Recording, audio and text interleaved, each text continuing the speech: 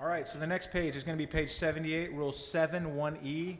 Page 78, Rule 7.1e. And we're going to talk about the position of the batter's box.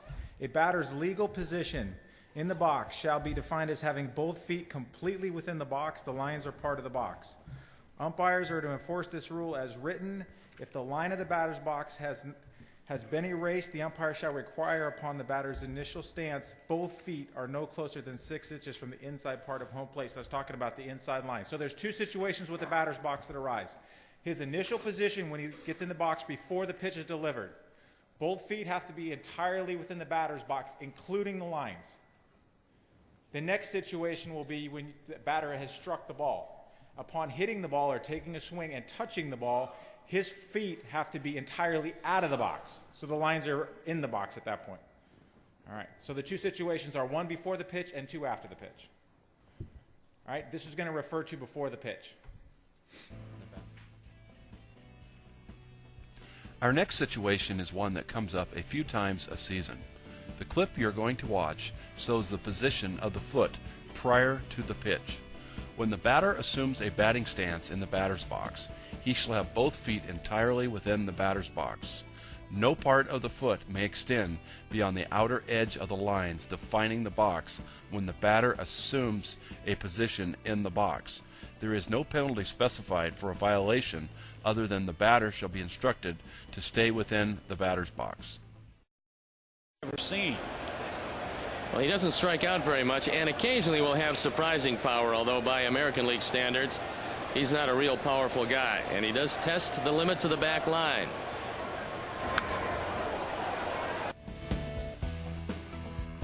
To clarify, there are two different rules regarding the batter's position in the batter's box.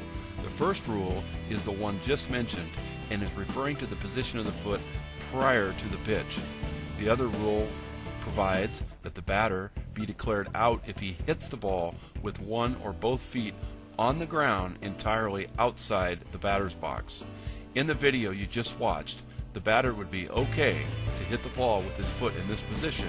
He just can't have it there prior to the pitcher delivering the ball. Now, like Jim said earlier, there are going looking for boogers, things like that. Guys, you know, we're not looking down there to see if the guy's out of the box by a eighth of an inch. How many times do we deal with this a year, realistically? Once, maybe, if that. But we're talking about those guys that are gaining advantage, things like that. And especially when the defense, you know, hey, the catcher, hey, Joe, man, look, he's sure, then we'll take care of it. But don't go looking for stuff. We have a lot more important things to umpire. Joe, could I interject here? What we were trying to do with this particular clip is to make sure everyone understood that there are two different interpretations for the batter's box. Our interpretations are exactly the same as professional baseball. I got an email from Rick Roeder because I wrote him and I said, do you guys do the same thing? Is this your interpretation? And he said yes. Even though it says something different in the rule book, we interpret it as prior to the pitch, he must have the entire foot on the line or inside.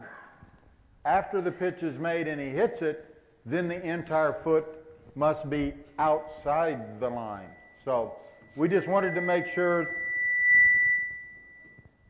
Is that me? We just wanted to make.